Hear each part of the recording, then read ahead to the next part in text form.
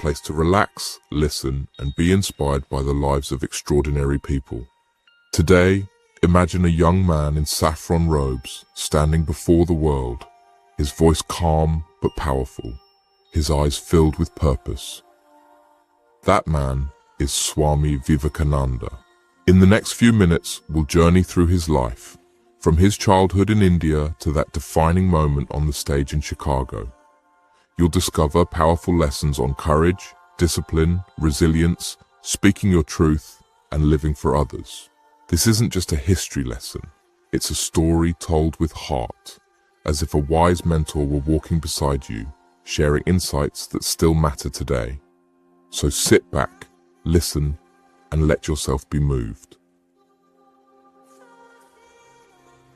Swami Vivekananda was born as Narendranath Datta in 1863 in Calcutta, India. From a young age, Narendra was exceptionally curious and bright, the kind of child who excelled at his studies but was just as interested in music, sports, and wrestling. More importantly, he had a generous heart. One small childhood incident foretold the compassion that would define him. One day, his mother asked him to fetch a knife. Little Narendra brought it to her, but he carefully grasped the sharp blade in his own hand and offered her the handle. He didn't want his mother to get hurt. Seeing this, his mother smiled with tears in her eyes. She told him that if he could be so thoughtful in small things, he was destined to care for others in bigger ways too. In that simple act, we see how kindness and empathy took root early in his life. Sometimes greatness shows itself in the smallest actions. A caring heart and an eager mind, even in childhood, can grow into a beacon of light for the world. As Narendra grew into his late teens, his curiosity turned to life's ultimate questions. He hungered to know God and the meaning of existence. He would ask learned people in Calcutta, "Have you ever seen God?" Which a bold and sincere question. Most could not answer to his satisfaction. Their silence or abstract replies left him restless, but he did not stop seeking. This relentless quest led him to a simple temple garden on the outskirts of the city, where he met a saintly man named Ramakrishna. In their first meetings, Narendra was skeptical. Here was a poor, uneducated temple priest who spoke of visions and divine motherly love, ideas that the college-educated Narendra initially dismissed as imagination. Still, something about Ramakrishna's genuine bliss and fatherly affection drew the young man back. One day, gathering his courage, Narendra asked Ramakrishna the same burning question. "Have you seen God?" Without hesitation, Ramakrishna replied, "Yes, I have. I see God as clearly as I see you, only in a much deeper sense." Narendra was astonished. It was the first time anyone had given him a direct answer. In that moment, something shifted in his soul. He realized that truth can come from unexpected places and people, that wisdom isn't always dressed in prestige or academia. Sometimes it is found in simplicity and sincerity. The young seeker found his teacher. Stay open and fearless in your search for truth. When you truly seek, the answers often appear, sometimes from the most humble teacher, and they can change the course of your life.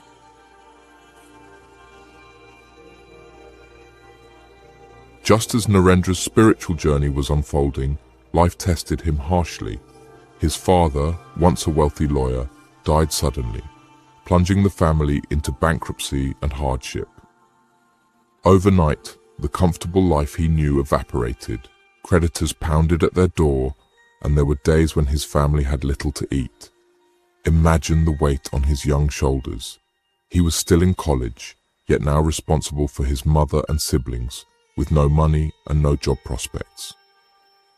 In despair, Narendra's faith wavered. He even questioned the existence of God during this dark period. But rather than give in to hopelessness, he turned to his spiritual mentor for help. He asked Ramakrishna to pray to the Divine Mother, Goddess Kali, whom Ramakrishna worshipped, to relieve his family's suffering, the saint gently refused and said, "Why don't you go to the temple and pray yourself?" Narendra was desperate enough to try. Late one night, he entered the temple of Kali, determined to beg the goddess for financial help. Yet, standing before the serene idol, his heart overflowed with a different prayer. Instead of money or food, he prayed for pure wisdom and devotion, things of the spirit, not of the world. Only after leaving the shrine did he realize he hadn't asked for a single rupee or loaf of bread. He went back 2 more times, intent on asking for worldly aid, but each time the words wouldn't come. He could only pray for faith and inner strength. In the end, he understood this was the real answer to his troubles. He came home strangely at peace. That night, Narendra awakened to a new resolve. He would trust in God and dedicate himself to a higher purpose, and somehow his family's needs would be taken care of. Indeed, this moment marked the beginning of his spiritual life. When life brings you to your knees, consider what you truly need. Instead of only asking for life to be easier, ask for the strength, wisdom, and courage to meet your challenges. Vivekananda's hardship taught him that by seeking spiritual strength first, he could handle whatever material problems came his way. Having passed through the fire of hardship, Narendra was ready to renounce his old life. In 1886, after the death of his beloved Guru Ramakrishna, he and a small band of fellow disciples took formal vows as monks, pledging to lead lives of renunciation, truth, and service. Narendra received the monastic name Swami Vivekananda, and at just 23 years old, he became the leader of this young brotherhood. They moved into a crumbling house on the outskirts of Calcutta, the Baranagar Math, with no income and no possessions but their robes and faith. Those were tough yet golden days. The monks survived by begging for rice and vegetables in the neighborhood, and they shared everything like a true family. Despite the hunger and cold nights, their spirits burned bright. Every morning before dawn, Vivekananda would rouse his brothers at 3 a.m. to meditate and pray together in the quiet darkness. They would sit for hours in meditation, sometimes so absorbed that they forgot the outside world entirely. By day, they studied sacred texts and sang devotional songs to keep their minds uplifted. By evening, they would discuss lofty ideas and also how to practically help the poor around them, fulfilling their guru's teaching that service to man is service to God. It was a life of severe discipline, but it was also filled with an intense joy and camaraderie. Vivekananda's presence was both commanding and caring. He pushed himself and everyone to live up to the highest ideals, but also encouraged them when they were down. His time at the monastery shows that true discipline isn't a punishment, it's a form of love. Love for a goal, love for something higher in yourself. By giving up comfort and embracing a strict routine, these young men built inner strength and character. In our own way, when we cultivate discipline in our lives, whether in study, work, or spiritual practice, we prepare ourselves for great achievements. It may require sacrifice, but Vivekananda's life reminds us that such sacrifice can lead to a profound sense of freedom and purpose. After a few years, Vivekananda felt a calling to leave the monastery's shelter and walk among the people of India as a wandering monk. In 1888, with nothing but a staff, a water bowl, and a couple of books in his bundle, he set out on foot across the length and breadth of India. For 5 years, he trekked through scorching plains, dense jungles, and snow-capped mountains. He slept under the stars, or in small huts and temples when kindly strangers offered shelter. Often, he had to beg for his daily meal. Some days he went hungry, other days a villager's simple charity filled his belly. This was not just a physical journey, but a journey of the heart. As he moved through city and village, he came face to face with his motherland, the scholars in ancient holy cities, the peasants and laborers toiling in fields, the rajas in their palaces, and the beggars on the streets. He listened to their struggles and their hopes. He saw how India's people, rich in spirituality, were suffering under poverty and social injustice. Each encounter deepened his compassion. In the suffering of others, he found his mission: to uplift the people, to spread education, and to remind everyone of their inner divine strength. But this journey also tested Swamiji's, as he was now affectionately called, personal courage in unexpected ways. One famous incident happened in the ancient city of Varanasi. Vivekananda was crossing a narrow path by a temple when a troop of large wild monkeys appeared. The monkeys in that area were known to be aggressive, and they began to clatter and chase after him, baring their teeth. At first, Vivekananda tried to dodge them. He picked up his pace, even started to run, heart pounding as the monkeys got closer, nipping at his heels. Suddenly, an old sadhu, holy man standing nearby, shouted out to him, "Stop! Face the brutes!" Startled, Vivekananda halted and turned around. He stood tall and with a firm gaze looked directly at the screeching monkeys. The monkeys, surprised by this change, froze and then backed off. In a few moments, the hostile horde scattered, leaving him alone and amazed.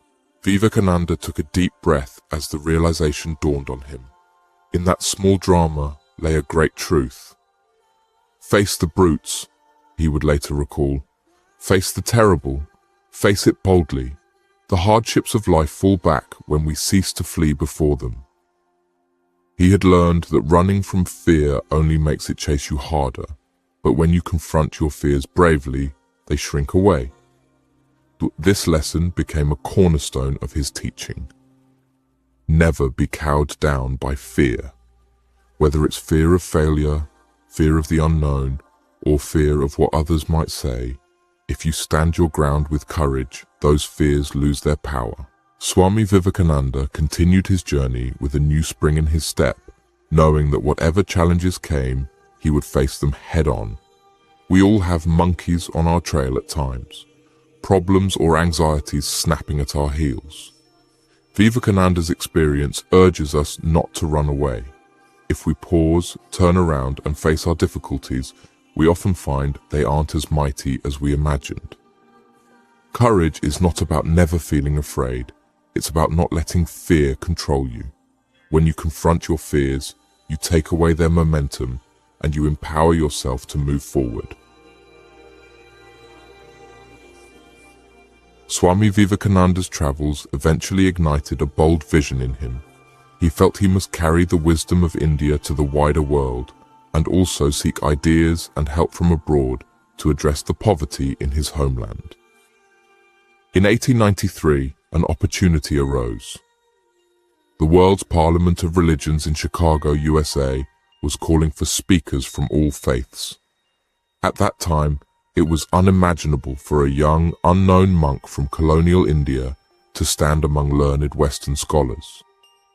Yet, with unshakable determination, Vivekananda decided to go. It was not an easy journey. He had to persuade patrons to fund his trip, endure long sea voyages, and then navigate a foreign land. Legend says that when he first arrived in Chicago, he faced prejudice and even moments of near starvation as he struggled to find his footing, but fate had bigger plans for him. On September 11th, 1893, the Grand Hall of the Parliament was filled with thousands of people and representatives from many religions. Vivekananda, in his orange robes and turban, waited nervously for his turn to speak. He had prepared notes, but when he looked at them, he felt they were too formal. He decided to speak from his heart. Stepping up to the podium, he gazed at the curious American audience. Remembering his own universal love for humanity, he gently bowed and began with a simple greeting. Sisters and brothers of America. For a moment, there was stunned silence, and then the entire hall erupted in applause. Those 5 words had cast a spell.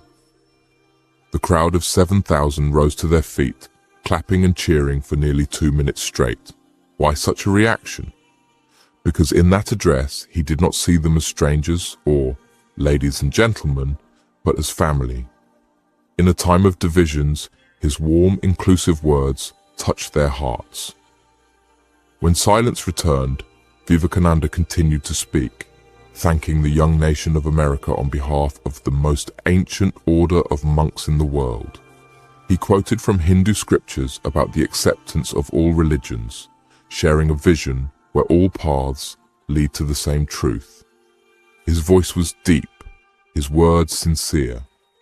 He spoke of tolerance and universal brotherhood, of the need for religious harmony and an end to bigotry. The audience was entranced. Here was a message of unity at a gathering often marked by doctrinal debates. That day, Vivekananda became a star. Newspapers described him as an orator by divine right and the standout figure of the parliament. Imagine the inner journey of that moment. Just a few years earlier, he was an unknown monk wandering on foot. Now he had found his public voice and it resonated around the globe. But Vivekananda did not bask in celebrity for its own sake. He saw this fame as a chance to spread his message further. Over the next several years, he traveled across the United States and Europe, speaking in packed halls and small gatherings alike. He founded Vedanta centers in New York and San Francisco, teaching Eastern spiritual practices to Western audiences. Through all this, he remained the same humble monk, often using self-deprecating humor and simple language so that everyone could understand profound ideas. Vivekananda's triumph in Chicago teaches us about finding and using our voice. When you speak with genuine feeling and a spirit of goodwill, your words can bridge worlds. He did not speak to impress, he spoke to connect, and that made all the difference. Each of us has something meaningful to share. A perspective, a story, a truth born from our life experiences. If we gather the courage to express it sincerely, without pretension, we too can inspire others. Whether it's speaking up in a meeting, writing a story, or simply telling someone what they mean to you, speak from your heart. Your authentic voice is your power, and it can light up far more lives than you realize. After 4 years abroad, Swami Vivekananda returned to India in 1897 as a national hero. But in his mind, he was simply a servant coming home to serve even more. The youth of India flocked to him, energized by the pride and hope he had stirred. He could have easily rested on his laurels or remained an esteemed teacher in the West. But instead, he channeled all his fame into concrete action for his people. Immediately upon his return, he founded the Ramakrishna Mission in Calcutta, an organization devoted to practical service of the poor and afflicted. This was something radical for a religious monk to do in those days. The mission set up schools, hospitals, and relief centers. It organized efforts to feed the hungry and taught skills to the unemployed. Vivekananda believed that worshipping God meant serving humanity, especially those most in need. He often said, "They alone live who live for others, the rest are more dead than alive." Moved by his words, many of his followers and friends joined hands in this work. It was as if his inspirational words had ignited 1,000 lanterns of goodwill. Even Western disciples, like an Irish lady he named Sister Nivedita, came to India to start schools for girls under his guidance. Everywhere Vivekananda went in India, he continued to give powerful speeches. But now his focus was on awakening his countrymen to their own strength. He urged them to shake off colonial-era inferiority and take pride in their culture, while also embracing modern science and education. He addressed social evils openly.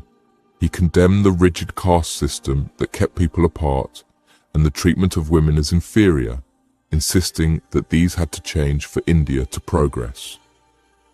His words carried the weight of authenticity. because everyone knew he practiced what he preached. There's a story of an Englishman who once criticized Swami Vivekananda's appearance. The monk's simple traditional clothes didn't fit the English idea of a gentleman. Swamiji responded with a polite smile and a sharp insight. In your culture, it is the tailor that makes a man, but in ours, it is character that makes a man. The Englishman fell silent, chastened. Through remarks like this, Vivekananda taught self-respect and the importance of character over outward appearance. Despite his weakening health in later years, Vivekananda poured his remaining energy into guiding others. He trained his brother monks and new volunteers to continue the mission, stressing that they must be lions, strong in body, mind, and spirit, to carry on the work without him. He would say, "Arise, awake, and stop, not till the goal is reached."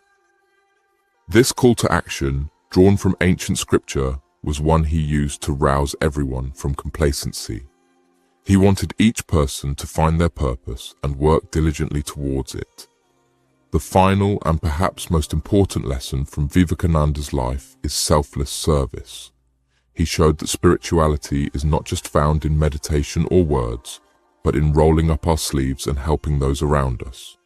Whatever our field or faith, we can all adopt this spirit of service.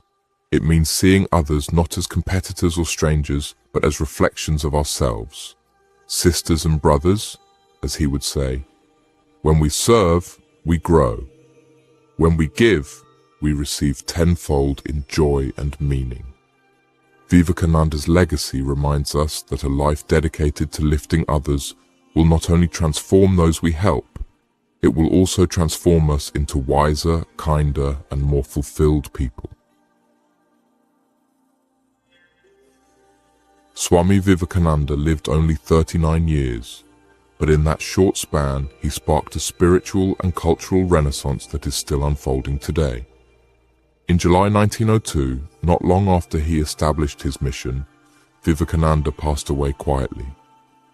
On his last day, he awoke early, meditated for hours, taught some students Sanskrit grammar and yoga philosophy, business as usual for the ever-dutiful teacher, and then, in the evening, while meditating, he breathed his last. Some say he attained Mahasamadhi, a yogi's conscious exit from the body, fulfilling his own prophecy that he wouldn't live to see 40. His death was mourned by many, but his followers took solace imagining their Swamiji merging into the infinite peace he often spoke of. If his life was like a shooting star blazing brilliantly across the sky, his teachings became the starlight that remains. In India, Vivekananda's birthday, January 12th, is celebrated as National Youth Day, a tribute to his enduring inspiration for young people to dream and to serve. The organization he started, the Ramakrishna Mission, continues its humanitarian work, running schools, hospitals, and relief efforts across the world in his name. More than any institution, though, it's his words and example that have seeped into the consciousness of millions. Pick up any of his books or lectures, and you will hear the same encouraging voice that we've heard throughout this story. He tells us that we are all inherently divine, that all powers and potentials are within us. Stand up and express the divinity within you, he urges. He reminds us to be fearless, for fear is death, he warned, and to be unselfish. Expand your heart until it embraces all of humanity. Swami Vivekananda's life is a shining illustration of the harmony between thought and action, faith and work. He meditated like a hermit, but he also planned like a visionary leader. He was a man of deep contemplation who could also laugh, crack jokes, and engage in hearty discussions about everything from philosophy to everyday life. This balance is perhaps why his legacy appeals to so many. He showed that being spiritual doesn't mean withdrawing from the world, but rather engaging with it fully, with compassion and courage. As we reflect on his journey, the curious boy, the earnest seeker, the fiery monk, the eloquent speaker, and the compassionate servant. We realize these are not separate personas, but facets of one integrated life. And in that, we find a mirror for ourselves. We all have the capacity to question like he did, to persevere and discipline ourselves, to face our fears, to find our unique voice, and to devote that voice to something bigger than ourselves. The overarching lesson of Swami Vivekananda's life is that each of us can be a force for good in the world. We don't have to be famous or perfect. We only need to nurture our minds and hearts to be brave in seeking truth, steady in our habits, resilient in adversity, kind in our words, and generous in our actions. Vivekananda once said, "Arise, awake, and stop, not till the goal is reached." That goal, as his life demonstrated, is not just personal success, but the upliftment of all. His story invites us to carry forward that torch of unity and love. In learning about him, may we also learn about the power within ourselves to live nobly and selflessly. The story of Swami Vivekananda is more than a chapter in history. It's a lantern for our own journey. As we've seen, a young man with faith and determination can transform not only himself, but the world around him. Now, it's your turn to take these lessons of courage, empathy, and purpose into your own life. Let his example inspire you to face your challenges boldly and to speak and act with kindness. If this narrative touched your